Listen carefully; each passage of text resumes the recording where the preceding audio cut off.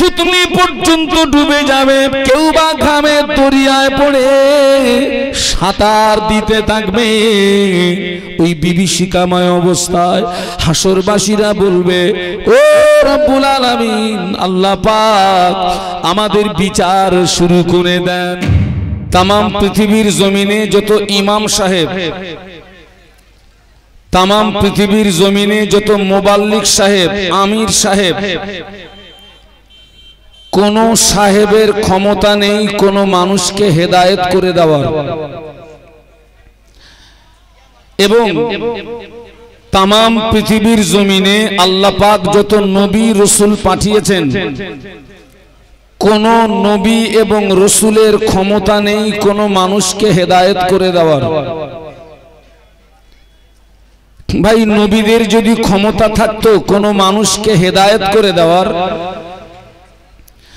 নিশ্চয় আপনারা ইতিপূর্বে ওয়াজ নসিহতের মাধ্যমে শুনে থাকবেন, আল্লাহ পাকের একজন পয়গম্বর যার নাম হযরত নূহ আলাইহিস সালাম। তো হযরত নূহ আলাইহিস সালাম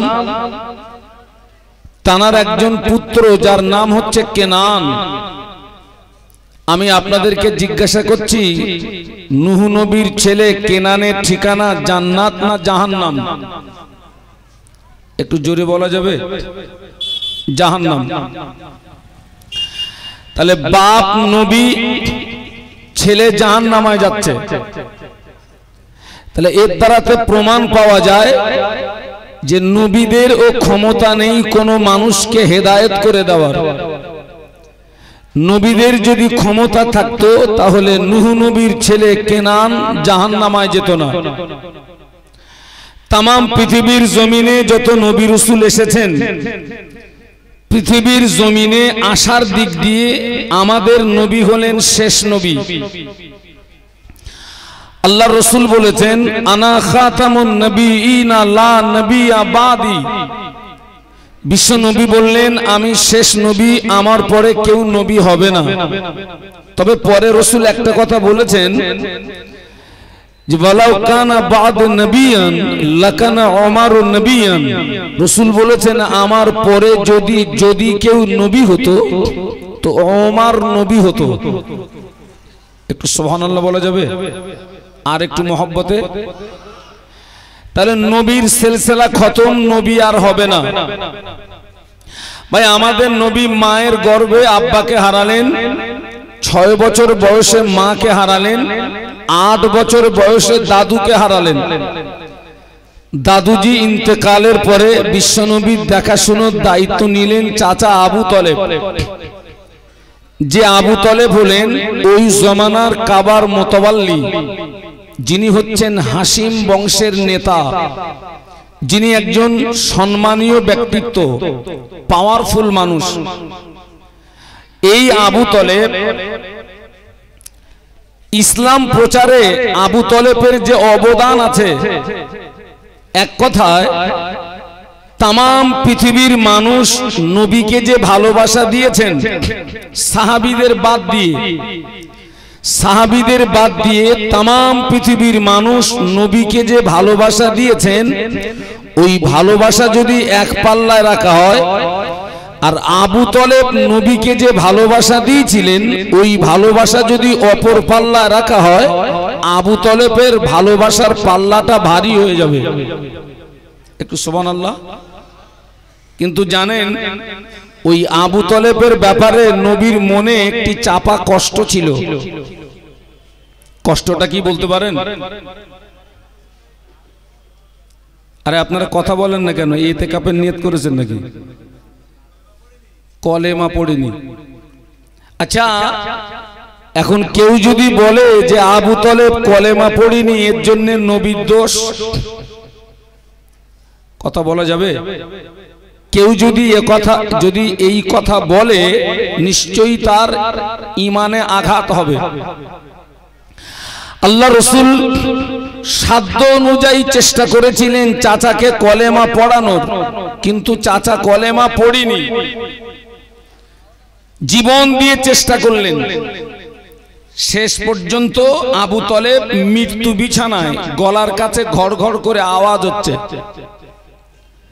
তো গলার কাছে ঘড় ঘড় করে আওয়াজ হচ্ছে মানে রাসূল বুঝতে পেরেছেন আমার চাচা জগৎ পরিবর্তন করবেন, কারণ জগৎ কিন্তু একটি নয়।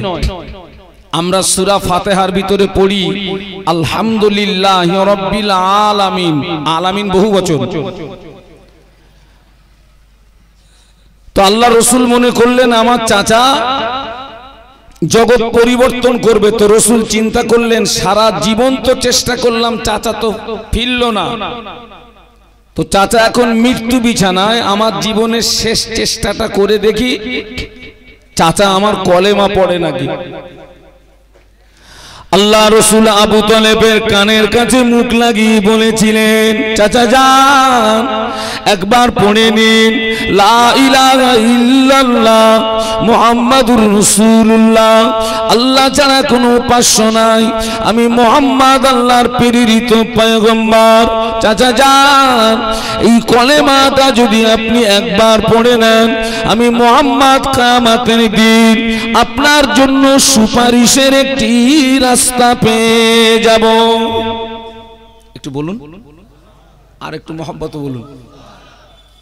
আচ্ছা, এই আবু তলেব যখন, আল্লাহ রসুল যখন আবু তলেবের কানের কাছে মুখ লাগিয়ে এই কথাটি বলেছিলেন, আবু তলেব কি করেছিল জানা নেই? মনে করুন রসুলুল্লাহ আবু তলেবের ডান কানের কাছে মুখ লাগিয়ে কথাটি বললেন, আবু তলেব মুখটা ঘুরিয়ে নিল। আচ্ছা, ঘুরিয়ে নিল মানে কি? পড়বো না। তো আল্লাহ রসুল ভাবলেন মনে হয় আমার চাচা জানের ডান কানটা লক হয়ে গেছে, কান কটা, এখনো আর একটা বাকি আছে। ঘুরে আসলেন রসুল, আবার অপর কানের কাছে মুখ লাগিয়ে বলেছিলেন চাচা যান আপনি একবার পড়ে নিন লা ইলাহা ইল্লাল্লাহ মুহাম্মাদুর রাসূলুল্লাহ, আল্লাহ ছাড়া কোনো উপাস্য নাই, আমি মুহাম্মদ আল্লাহর প্রেরিত পয়গম্বর। চাচা যান আপনি যদি কলেমাটা একবার পড়ে নেন, আমি কিয়ামতের ময়দানে আপনার জন্য সুপারিশ করার একটা সুযোগ পেয়ে যাব। আবু তলেব মুখটা ঘুরিয়ে নিল।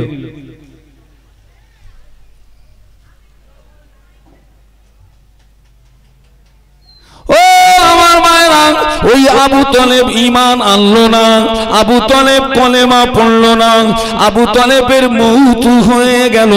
আল্লাহ নবী বললেন আমার চাচা আবু তলেবের ঠিকানাটা হবে জাহান্নাম। একটু বলুন আল্লাহু আকবার, আর একটু মহব্বতে বলুন।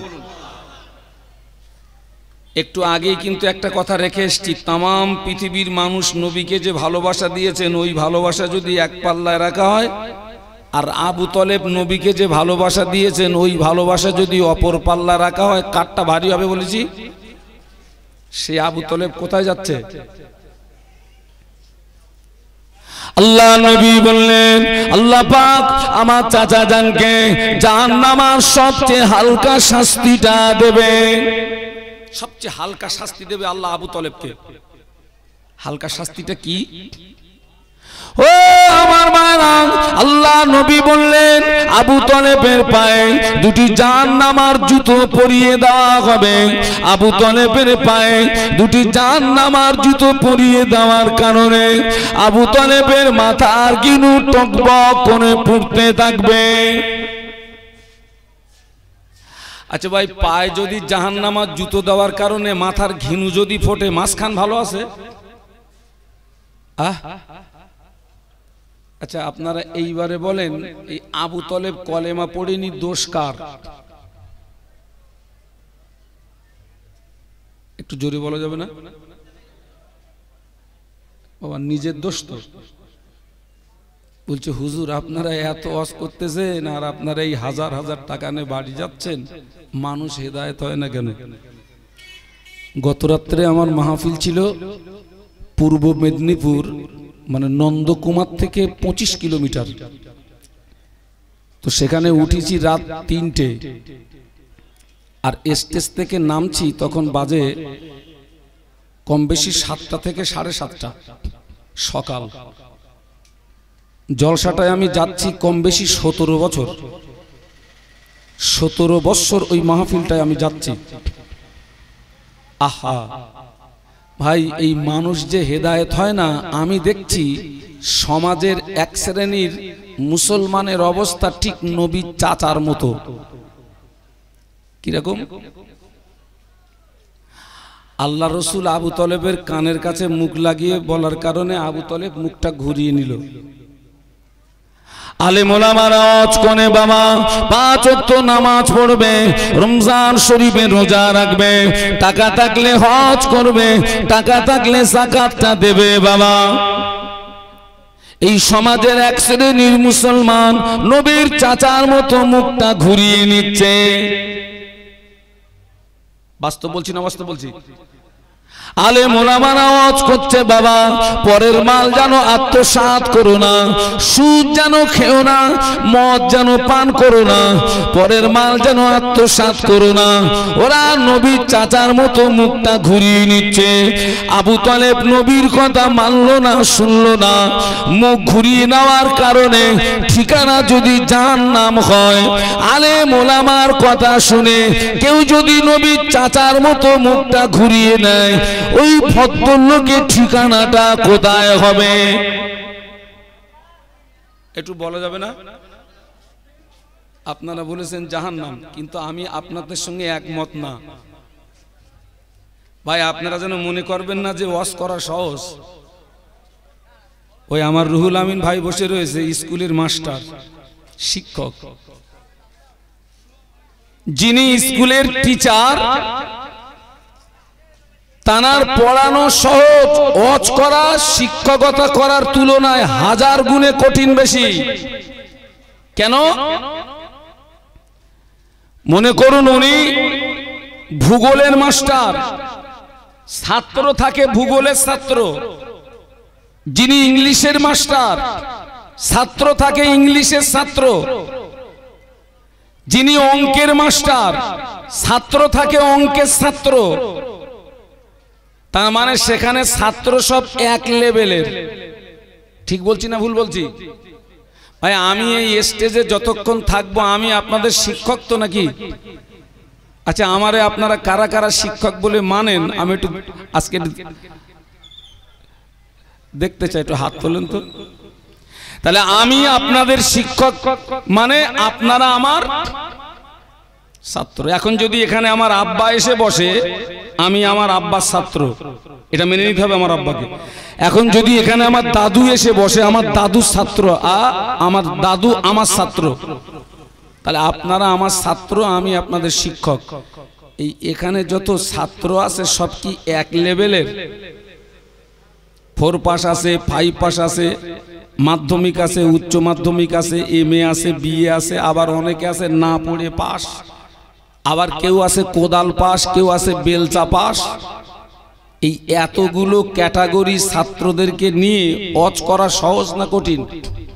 আপনারাই বলেছেন যে আবু তলেব নবীর কথা শুনিনি, মুখ ঘুরিয়ে নেওয়ার কারণে ঠিকানা জাহান্নাম হয়েছে। আলেম ওলামার কথা শুনে কেউ যদি মুখ ঘুরিয়ে নেয়, ওরও ঠিকানা জাহান্নাম হবে। কিন্তু রসুল কি বলছে দেখুন, আমার দিকে তাকান, রোড মানে গাড়ি যাবে, আমার দিকে তাকান। আল্লাহ নবী 1000 বছর আগে নূরের জবানে বলে গেলেন, মান ক্বালা লা ইলাহা ইল্লাল্লাহ ফাদাখালাল জান্নাহ। আল্লাহ নবী বললেন, যে ব্যক্তি একবার কলেমা পড়বে, আমি আল্লাহ নবী বলছি, ওই ব্যক্তি আল্লাহ পাকের দয়ার জান্নাতে প্রবেশ করবে। একটু বলুন না সুবহানাল্লাহ। আর মহব্বতে বলেন না, রাসূলের হাদিস তো, আপনি হাদিস কেটে দিতে পারবেন না। আল্লাহ নবী বললেন, মান ক্বালা লা ইলাহা ইল্লাল্লাহ ফাদাখালাল জান্নাহ। যে ব্যক্তি একবার কলেমা পড়বে, ওই ব্যক্তি জান্নাতে প্রবেশ করবে।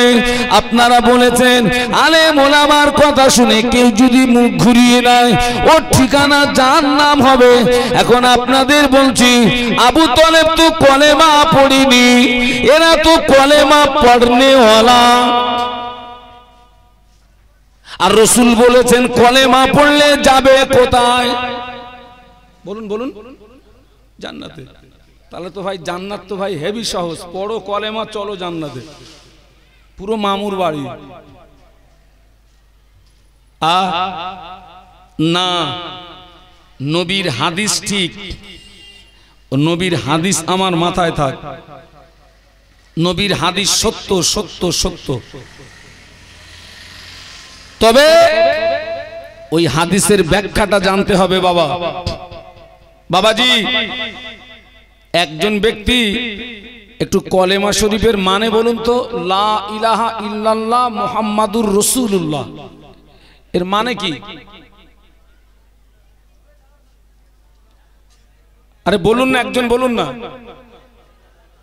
আল্লাহ ছাড়া কোনো উপাস্য নেই, হযরত মুহাম্মদ সাল্লাল্লাহু আলাইহি ওয়াসাল্লাম আল্লাহর প্রেরিত, এই তো কলেমার মানে। এখন রাসূল বলেছেন কলেমা পড়লে কোথায়? জান্নাত। কলেমার ভিতরে নামাজ পড়তে হবে লেখা নাই, কলেমার ভিতরে রমজানের রোজা রাখতে হবে লেখা নাই, কলেমার ভিতরে যাকাত দিতে হবে লেখা নাই, কলেমার ভিতরে হজ করতে হবে লেখা নাই। এখন আমি কলেমা পড়েছি, 5 ওয়াক্ত নামাজ আমি পড়ব না, আমি কলেমা পড়েছি রমজানের রোজাটা আমি রাখব না, আমি কলেমা পড়েছি টাকা আছে হজ আমি করব না, আমি কলেমা পড়েছি টাকা আছে যাকাত আমি দেব না, আমি কলেমা পড়েছি মদটা আমি বাদ দেব না, কলেমা পড়েছি সুদ আমি ছাড়ব না, কলেমা পড়েছি জেনা ব্যভিচারী আমি বন্ধ করব না, পরের মাল আত্মসাৎ করব না, নামাজও পড়ব না, এগুলো ছাড়ব না। এখন আপনারা বলুন, কলেমায় কি জান্নাতে যাওয়া যাবে নাকি? আপনারা আমার কথা তো বুঝতে পারছেন না? যাবে, কলেমায় যাবে কেন? আরে রাসূল তো বলেছে কলেমা পড়লে জান্নাত, আর কলেমার ভিতরে তো নামাজের কথা লেখা নেই, রোজার কথা লেখা নেই, হজের কথা লেখা নেই, যাকাতের কথা লেখা নেই। আচ্ছা আচ্ছা আচ্ছা, আপনার দলিল যদি এই হয় যে হুজুর কলেমার ভিতরে এই কথাগুলো লেখা নেই, অতএব আমি ভালো কাজগুলো করব না, অন্যায় থেকে জীবন বাঁচাবো না, এটা যদি আপনার দলিল হয়, আমি আপনার দলিলটা কিছুক্ষণের জন্য সমর্থন করছি, তবে আপনি আমার দলিলটা কেটে দেন। ভাই, আমরা যারা বিবাহিত, আগে বরপক্ষ যায় মেয়ের বাড়িতে। একটু বিগত দিনের ইতিহাস মনে করুন তো, যে মৌলানা সাহেব আমাদের বিয়ে পড়িয়েছিলেন, সাদা কাগজে একটা বায়ান লেখে, অমুক থানার অন্তর্গত অমুক গ্রামের নিবাসী অমুকের পুত্র অমুকের পৌত্র এত টাকা দেনমোহরের পরিবর্তে তোমার সঙ্গে বিবাহ করিতে আসিয়াছে, তুমি উক্ত বিবাহে রাজি হইয়া সাক্ষীদ্বয়ের সম্মুখে আমাকে উকিল নিযুক্ত করো। এরকম একটা বায়ান লেখা হয় না? হয় না? ওই বর্ণনাটা নিয়ে একজন উকিল আর দুজন সাক্ষী কোথায় যায় বাবা? মেয়ের কাছে। মেয়ের কাছে গিয়ে ও উকিল ওইটা পড়ে মেয়েরে বলে, মা তুমি বলো আমি কবুল করিলাম। আমার সমাজে কিছু মায়েরা আছে বলছে ওসব পড়তে হবে না, ফোনে মিটে গেছে। আর কিছু আছে একটু কাঁদে, পিছন দিক দিয়ে ভাবিরা ঠেলা ঠেলা মারে, বল একটু কবুল বল। তো মেয়েটা বলল আমি কবুল করিলাম। এটা মেয়েকে ওই বর্ণনা কবার শোনানো হয়, আর কবুল করিলাম এটা কবার বলিয়ে নেওয়া হয়? 3 বার। একবার বললে যথেষ্ট, 3 বার বলে আত্মতুষ্টির জন্য। মেয়ে রাজি। এবার ওই 3 জন কোথায় আসে? আরে আপনাদের কি ছেলের কাছে এসে উকিলের হাতে আর বরের হাতে কি করে? জোড়া লাগিয়ে দেয়, দিয়ে বলে চোখে চোখে তাকাও। আচ্ছা ঠিক আছে, তাকালাম। এবারে মাওলানা সাহেব উকিলকে বলছে, আপনি বলুন, আনকাহাতুকা মিন মুআক্কিলাতি আল মুসাম্মাত ফাতেমা খাতুন বিনতে আব্দুস সালাম বিনতে ইবনে আব্দুর রহিম বিইবাদিস সাদাকিল মালুম। ছেলেটাকে বলছে বলো কাবিল তু। আরো তো ওই বলার জন্য 2 ঠ্যাঙের নিচে বালিশ দিয়ে কায়দা মেরে বসে রয়েছে, শুধু কাবিল তু বলবে তাই। আর ওদিনের ঘ্যামও আলাদা। আর অধিকাংশ বদদের দেখেছেন এই জায়গাটায় কি দেয়? রুমাল দেয়। যত লজ্জা সব মুখী। আমি জিতনা বিয়ে পড়াই আগে গিয়ে বলি তুই রুমাল নামা, এই ওইটা বলার পরে ছেলেকে বলছে বল কাবিল তু, ছেলে মনে করছে আমি যদি কাবিল তু না বলি ওরে তো দেবে না, ও দেরি করিনি ধারাম করে বলে দেশে কাবিল তু। মেয়ে বলল কবুল করিলাম, ছেলে বলল কাবিল তু, দুটোর মানে এক, ভাষা আলাদা। মেয়েরটা বাংলা, ছেলেরটা আরবি। বিয়ে কমপ্লিট, বাড়ি এসছে। এক সপ্তাহ পরে ওই ছেলেটা মেয়েকে ডেকে বলছে শোনো আমি তোমাকে বিয়ে করেছি জানো। তো মেয়েটা তখন মনে করছে আল্লাহ এ কি পাগল টাগল নাকি, এক সপ্তাহ হয়ে গেল। বলছে হ্যাঁ আমি তো জানি তুমি আমার স্বামী, আমি তোমার স্ত্রী।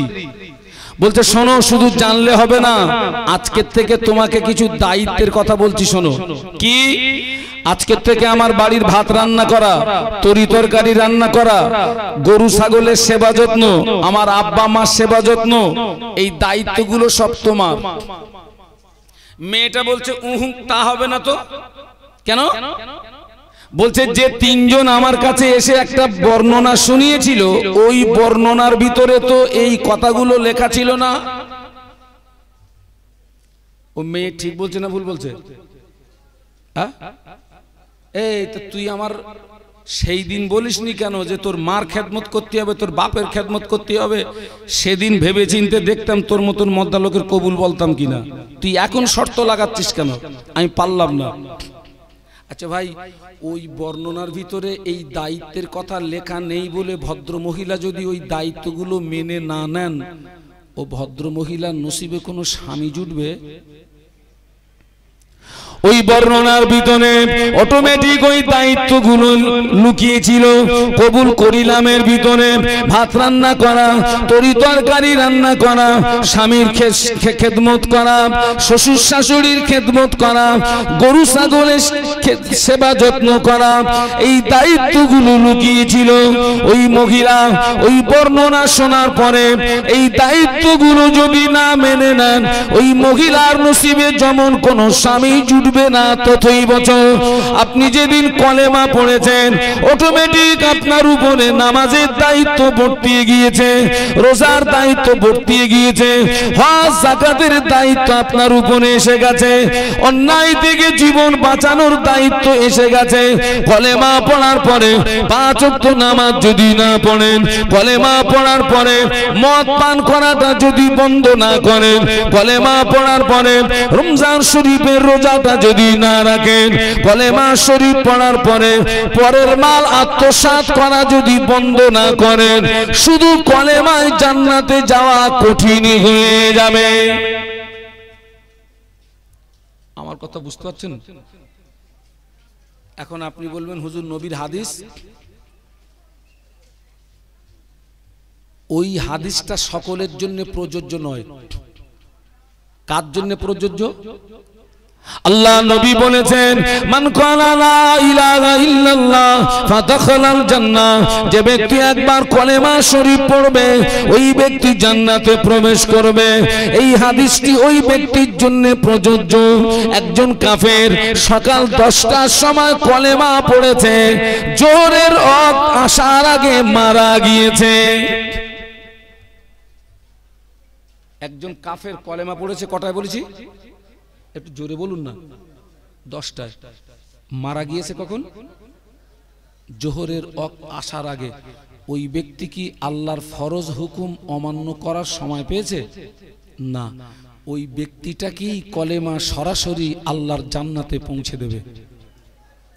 একটু জোরে বলতে পারেন না? আমরা কলেমা পড়ার পরে ভালো কাজ করার সময় পেয়েছি, কলেমা পড়ার পরে অন্যায় থেকে জীবন বাঁচানোর সময় পেয়েছি।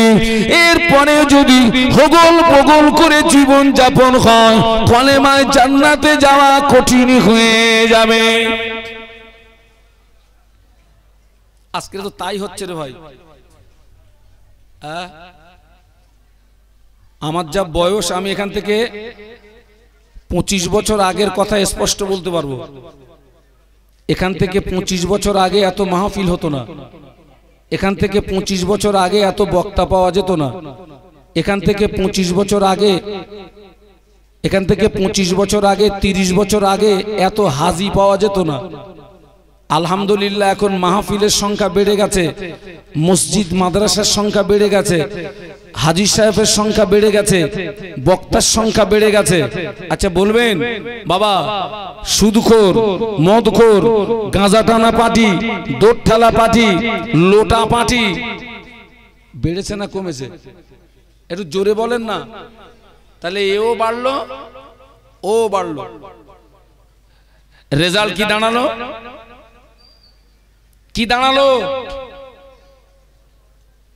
আহা, ও আমার বাবা, আল্লাহ পাক কোরআন শরীফের ভিতরে বললেন, ওয়ালাকাদ জারানা লি জাহান্নামা কাসীরাম মিনাল জিন্নি ওয়াল ইনস লাহুম কুলুবুন লা ইয়াফকাহুনা বিহা ওয়া লাহুম আ'য়ুনুন লা ইবসিরুনা বিহা ওয়া লাহুম আযানুন লা ইয়াসমাউনা বিহা উলাইকা কালানাম বাল হুম আদল উলাইকা হুমুল গাফিলুন।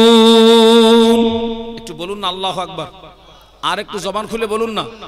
ওই তাকবীর দেন তো, নারায়ে তাকবীর, আরো জোরে বলুন নারায়ে তাকবীর। আল্লাহ বললেন অতি শীঘ্র জিন ইনসানদের থেকে বিশাল একটি দল জাহান্নামায় যাবে। অতি শীঘ্র, অচিরা জিন ইনসানদের ভিতর থেকে বিশাল একটা দল কোথায় যাবে বাবা? জাহান্নামায়। কেন যাবে? আল্লাহ বললেন লাহুম কুলুবুন লা ইয়াফকাহুনা বিহা, আমি আল্লাহ পাক ওদের বোঝার জন্য অন্তঃকরণ দিয়েছিলাম, ওরা সঠিক জিনিসটা বুঝে না বোঝার ভান করেছিল।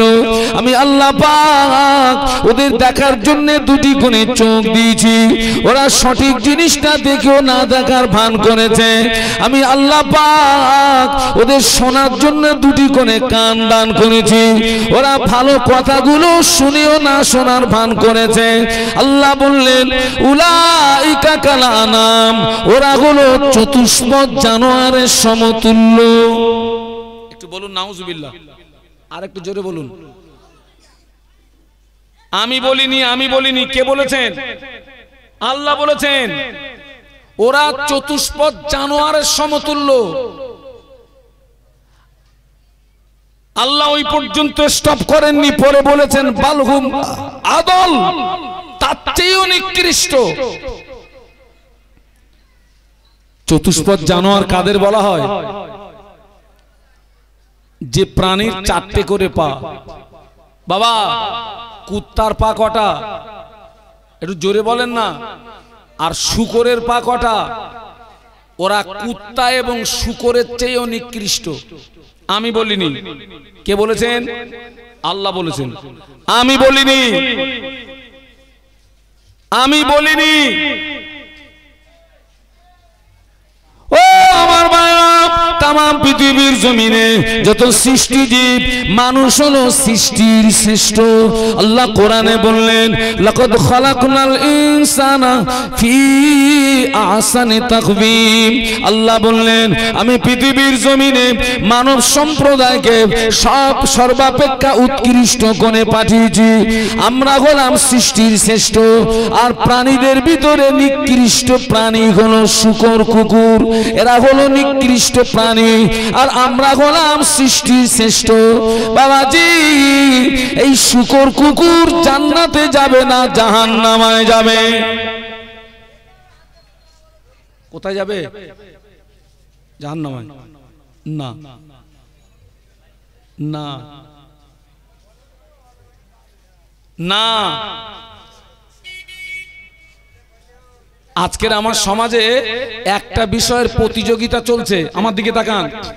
আল্লাহ কোরআনে এক জায়গায় বলেছেন আল্লাযী খালাকাল মাউতা ওয়াল হায়াতা লিয়াবলুয়াকুম আইয়ুকুম আহসানু আমালা। আল্লাহ বলেছেন আমি হায়াত মউতকে সৃষ্টি করেছি লিয়াবলুয়াকুম, তোমাদের পরীক্ষা করব। সেই পরীক্ষাটি কি হবে? আইয়ুকুম আহসানু আমালা, তোমাদের ভিতরে কোন ব্যক্তি নেক আমল করতে পারে, ভালো কাজ করতে পারে, এটাকে পরীক্ষা করার জন্য আমি আল্লাহ হায়াত মউতকে সৃষ্টি করেছি। বলুন সুবহানাল্লাহ। কিন্তু আমাদের ভিতরে ভালো কাজের প্রতিযোগিতা হয় না, যে হচ্ছে আমি আরো বেশি ভালো কাজ করব, এর প্রতিযোগিতা হয় না। আজকের আমার সমাজে একটা প্রতিযোগিতা সবচেয়ে বেশি হচ্ছে আমার সমাজে, লক্ষ্য করুন, সেটা হচ্ছে কোন কায়দায় মারা যায়। এর প্রতিযোগিতা হচ্ছে কোন কায়দায় মারা যায়। কে কত মারতে পারে কোন কায়দায়। বাবা সব দৃষ্টি আড়াল করা যাবে, আল্লাহর দৃষ্টি আড়াল করা যাবে। তুমি যত বড় হোতা হও, ধরা তুমি পড়বে, ধরা পড়ে যাবে। আজকে দেখছি তো, চোখের সামনে দেখছি তো, আল্লাহু আকবার, রমজান শরীফের মাসে তাও মারতেছে। আবার আপনারা নিশ্চয়ই শুনেছেন রমজান শরীফের মাসে শয়তান বাঁধা থাকে, বাঁধার পরেও যদি এই মারে তাহলে ছাড়ার পরে কি করে? শয়তান বেঁধে যদিও রমজান মাসে মারে, তোর যদি শয়তান যখন ছাড়া পায় তখনও কি করে?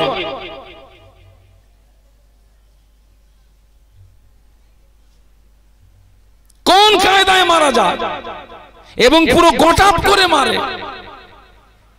তৈরি থেকো, তৈরি থেকো।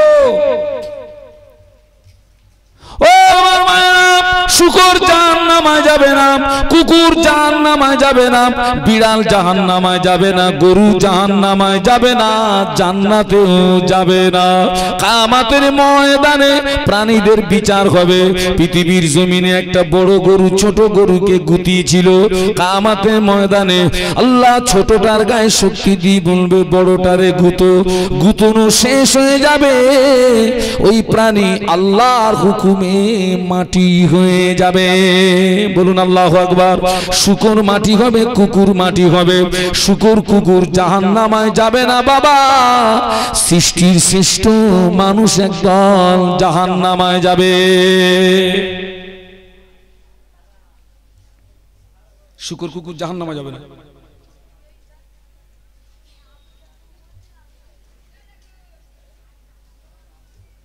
ওরে ভাই, আমাদের সমাজে একটা প্রচলন আছে, দোয়াখানির প্রচলন। আরে আছে না নেই? আছে। সেখানেও শুনতেছি গটাপ করে মারতেছে। আরে দোয়াখানিতেও গটাপ করে চালাচ্ছে। যাবেন কোথায়? শুকর জাহান্নামায় যাবে না, কুকুর জাহান্নামায় যাবে না, একদল মানুষ জাহান্নামায় যাবে। তবে লজ্জা লজ্জা লজ্জা, একটা কুকুর আল্লাহ পাকের দয়ার জান্নাতে চলে যাবে। বলুন সুবহানাল্লাহ। ওই কুকুরটা বিরামনগরের কুকুর নয়, ওই কুকুরটা অমরকাটির কুকুর নয়, ওই কুকুরটা চৌরার কুকুর নয়, মদিনা তলার কুকুর নয়, সংগ্রামপুরের কুকুর নয়। ওই কুকুরটা হলো আসহাবে কাহফের সঙ্গে যে কুকুর ছিল, যে কুকুরটির নাম হলো কিতমির। কিতমির কিতমির, ওই কুকুরটা আল্লাহ পাকের দয়ার জান্নাতে চলে যাবে। জোরে বলতে পারলেন? বাড়ি গিয়ে সুবহানাল্লাহ বলবেন নাকি? একটু মহব্বতে বলুন না সুবহানাল্লাহ। আর একটু মহব্বতে বলুন না সুবহানাল্লাহ। কুত্তা জান্নাতে যাচ্ছে। কে জান্নাতে যাচ্ছে গো? কুত্তা। কুত্তা জান্নাতে যাচ্ছে। একটা কুকুর। কেন ওই কুকুর জান্নাতে যাবে? ফারসিতে একটি শের পড়েছিলাম, সোহবাতে সলে তুরা সলে কুনাম, সোহবাতে তলে তুরা তলে কুনাম, সোহবাতে সলে তুরা সলে কুনাম, সোহবাতে তলে তুরা তলে কুনাম। বাংলা মানে হলো সৎসঙ্গে স্বর্গবাস, অসৎ সঙ্গে নরকে বাস।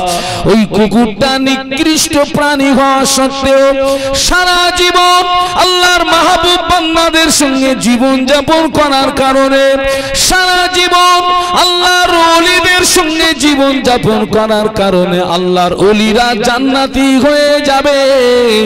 আল্লাহর ওলিদের সঙ্গে ওই কুকুরটাও জান্নাতে চলে যাবে। একটু বলুন মুহাম্মদে সুবহানাল্লাহ।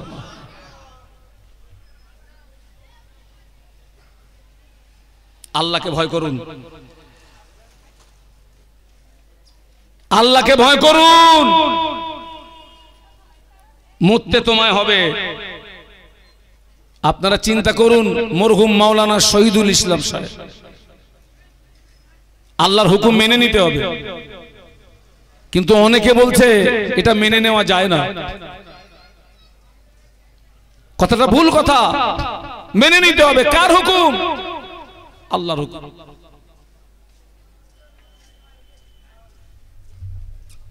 ও আমার মা, কাল কিয়ামতের ময়দানে আমাদের মাথার উপরে যে সূর্য, এই সূর্যের 12টি মুখ হবে, আরো 11টা বেশি হবে। সূর্যের তাপে জমিনটা পুড়ে লাল তামাক হয়ে যাবে। তামাম হাসরবাসীর মাথার গিনু টকবক টকবক টকবক করে পুড়তে থাকবে। কারো নাক দিয়ে, কারো কান দিয়ে, কারো চোখ দিয়ে মাথার গিনুগুলো বজবজ করে বেরোতে থাকবে। কিয়ামতের ময়দানে হাসরবাসীদের জিভটা বেরিয়ে কুকুরের মতো নাভি স্থল পর্যন্ত চলে আসবে। তামাম হাসর জুড়ে একটি আওয়াজ শুনতে পাওয়া যাবে, পানি পানি পানি পানি।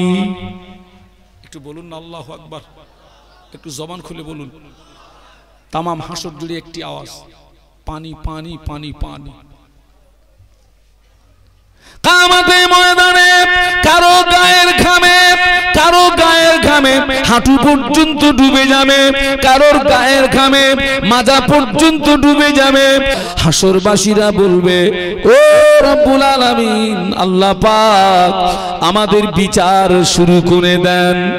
আমাদের ঠিকানা হয় জান্নাত নইলে জাহান্নাম, যে কোনো একটা জায়গা আমাদের জন্য বরাদ্দ হোক। হাসরের ময়দানের আযাব সহ্য করতে পারি না, কেননা হাসরবাসীদের মনে হবে হাসরের ময়দানের আযাবের চেয়ে জাহান্নামের আযাবটা মনে হয় একটু হালকা। কি বাবা? হাসরবাসীরা মনে করবে যে এই যে হাসরের ময়দানের এই যে আযাব, এর চেয়ে মনে হয় জাহান্নামের আযাবটা একটু, কথা বলে না, হালকা। তাই তারা বলবে আমাদের বিচার শুরু হোক, ফায়সালা হয়ে যাক, হয় জান্নাত নইলে জাহান্নাম, যে কোনো একটা জায়গা আমাদের জন্য বরাদ্দ হোক। হাসরের ময়দানের আযাব সহ্য করতে পারছি না, কিন্তু বিচার শুরু হবে না। বলুন আল্লাহু আকবার। বিচার শুরু হবে না। হাসরবাসীরা সম্মিলিতভাবে আব্বা আদমের কাছে গিয়ে দরবার করবে, গিয়ে বলবে, সালাম দিয়ে বলবে, আপনি তো আমাদের আদি পিতা, আপনি একটু আমাদের জন্য সুপারিশ করে দেন, অন্তত আল্লাহ বিচারটা শুরু করে দিক। আমার কথা বুঝতে পারছেন বাবা? বিচারটা শুরু করে দিক। আব্বা আদম বলবেন, হাসরবাসীরা, আল্লাহ আজকের এত রাগা রেগে আছে, ইতিপূর্বে কোনোদিন এত রাগা রাগেননি, ভবিষ্যতে কোনোদিন এত রাগা রাখবেন না। আমি তোমাদের জন্য সুপারিশ করতে পারবো না, কারণ আমি আল্লাহ পাকের একটি হুকুম অমান্য করেছিলাম। জানি না আজকের আল্লাহ আমার সঙ্গে কি ব্যবহার করে, আমি এই কাজের উপযুক্ত ব্যক্তি নই। একটু বলুন আল্লাহু আকবার। আব্বা আদম আল্লাহ পাকের একটি হুকুম অমান্য করেছিলেন, কিন্তু আল্লাহ পাক পুনরায় তার লাকজাসকে ক্ষমা করে দিয়ে আল্লাহ তাকে তার মনোনীত বান্দা হিসাবে কবুল করে নিয়েছিলেন। বলুন সুবহানাল্লাহ। কিন্তু এর পরেও কিয়ামতের ময়দানে ভয়টা থাকবে 16 আনা। কার? আব্বা আদমের। ভয়টা থাকবে 16 আনা। একটা হুকুম অমান্য করেছিলেন, আল্লাহ মাফ করে দিয়ে পুনরায় তাকে মনোনীত বান্দা হিসাবে কবুল করে নিয়েছেন, তারপরে ভয়টা 16 আনা। আর আমরা কত হুকুম বাবা, এই তো রমজান মাস চলে গেল, এখনো তো মনে হয় আপনার 20 দিনও হয়নি। বাবা, রমজান শরীফের মাসে আমার বিরামনগরের চার দোকানগুলো বন্ধ ছিল। কথা বলেন না কেন? এই কথা বলতে গেলে তো শানুর খারাপ।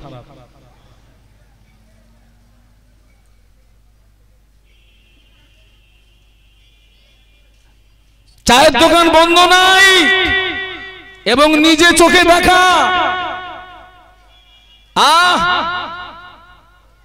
সুস্থ মানুষ রমজান শরীফের মাসের রোজাদারদের সামনে অনেক কিছু খেয়েছো, অনেক কিছু খেয়েছো। তুমি কি জবাব দেবে কিয়ামতের ময়দানে?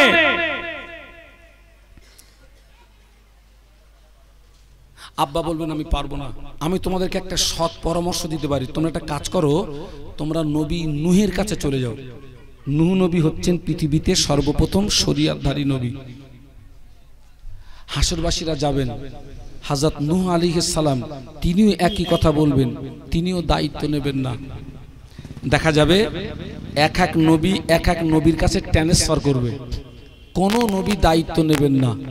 শেষবেশ সম্মিলিতভাবে সবাই যাবে হযরত ঈসা আলাইহিস সালামের কাছে। ঈসা আলাইহিস সালাম বলবেন আমি তো পারবই না, কারণ পৃথিবীতে লক্ষ কোটি ইহুদি নাসারারা আমাকে আল্লাহর পুত্র বলেছিল। জানি না আজকের আল্লাহ আমার সঙ্গে কি আচরণ করে। তোমরা একটা কাজ করো, আমি তোমাদেরকে সৎ পরামর্শ দিচ্ছি, আজ হাসরের ময়দানে কারোর সুপারিশ আল্লাহর দরবারে কবুল হবে না, একজন ব্যক্তি ছাড়া, যিনি হলেন বিশ্বনবী মুহাম্মাদুর রাসূলুল্লাহ সাল্লাল্লাহু আলাইহি ওয়াসাল্লাম। একটু জোরে বলুন, একটু জোরে বলা যাবে না? একজনই সুপারিশ করতে পারবেন, তিনি কে? আমাদের নবী।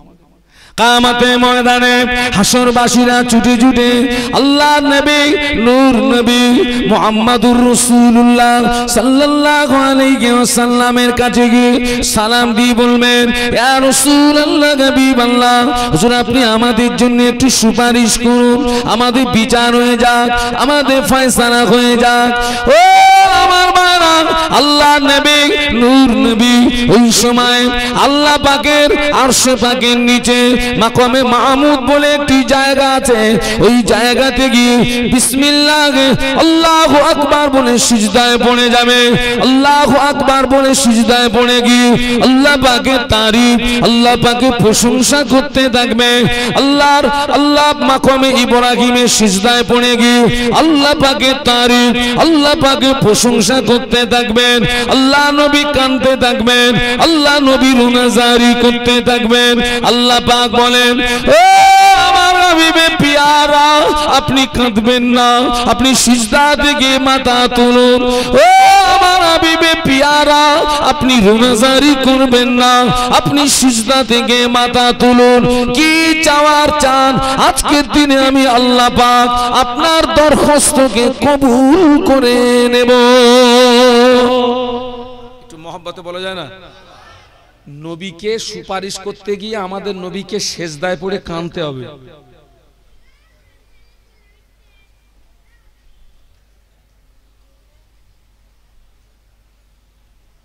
আমি আপনাদেরকে বলতে চাচ্ছি, যেহেতু আমরা কলেমা শরীফ পড়ে নিয়েছি, আমাদের দায়িত্ব ভালো কাজগুলো করা আর অন্যায় থেকে জীবনটাকে বলুন বলুন আল্লাহ আমাদেরকে তৌফিক দিন, বলুন আল্লাহুম্মা আমিন। ভাইরে, এই যে 3 দিন ব্যাপী যে মাহফিলটা হচ্ছে, একটা বিশাল অঙ্কের টাকা খরচ। তো এই এত টাকা খরচ করে আমরা কি পেলাম, এখান থেকে আমরা কি নিলাম, সমীক্ষা করার প্রয়োজন আছে। এই যে আজকের কটা দিন সেবা সংগঠনের সদস্য কর্মীরা, ওদের তো আজকের কয়েকটা দিন রাতে ঘুম নেই ওদের, কারণ জলসা চালাতে গেলে যে কতটা পরিশ্রম করতে হয় সেটা আমি হাড়ে হাড়ে আমি জানি। কারণ আমি তো একটা জলসা চালাই, আমি চালাই 2 দিন আর এরা চালাচ্ছে 3 দিন। আল্লাহু আকবার।